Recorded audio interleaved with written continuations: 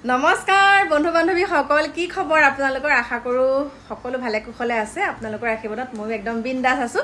আজি আপোনালোকক এজন ব্যক্তিৰ লগত চিনাকি কৰি দিবলৈ ওলাইছো ব্যক্তিজন হৈছে এইজন আমাৰ মৰমৰ অবনী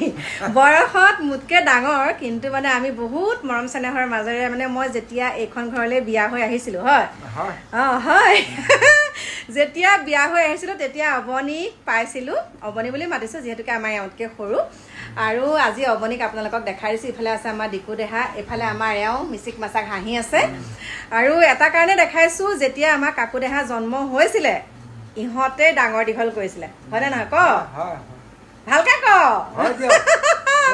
আৰু মানে সেই আগৰ দিনৰ যিবিলাক মৰম চেনেহ বৰ্তমানেও আছে কিন্তু মানে কি বুলি ক'ম পৰিস্থিতিৰ দাহ তাৰো সংসাৰ বাঢ়িলে আমাৰো এতিয়া ল'ৰা ছোৱালী ডাঙৰ হ'ল বোৱাৰী পালোঁ তথাপিতো মৰম চেনেহবিলাক একেই আছে অকণ ব্যস্ত হ'ব পাৰোঁ ন গতিকে আজি